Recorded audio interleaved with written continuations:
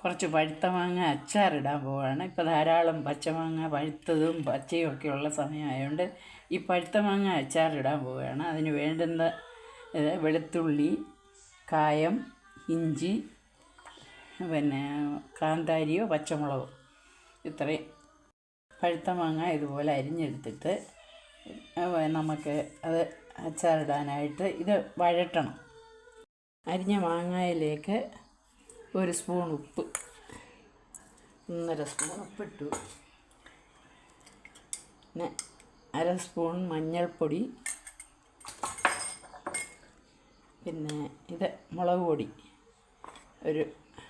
2 വലിയ സ്പൂൺ. അതിൻ്റെ കൂടെ ഇച്ചിരി കാശ്മീരി ചില്ലിയും കൂടി ഇട്ടാലേ ഒരു നിറം കിട്ടും. അതുകൊണ്ട് അതും കൂടെ ഇട്ട്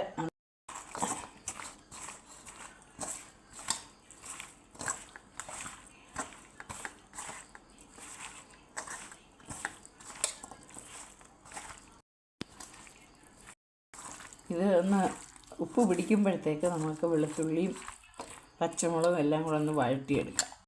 ഒഴിച്ചു, അതിലേക്ക് 2 മുളക് പൊട്ടിച്ചിട്ടു.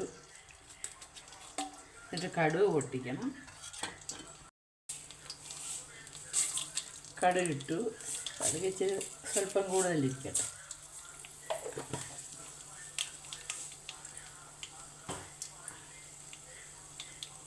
പൊട്ടി തുടങ്ങുന്നതാണ്.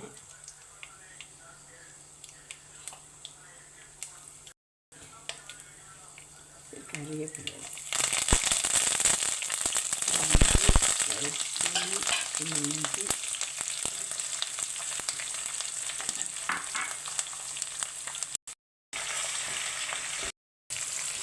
പച്ചമുളകും കാന്താരിയും ഇട്ടു.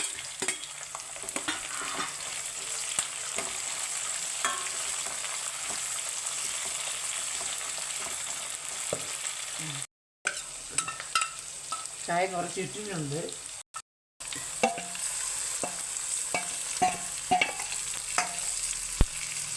മഞ്ഞയിട്ട്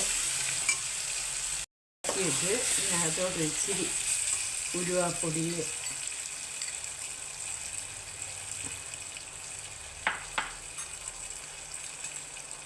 ശകലം കുരുമുളക് പൊടി,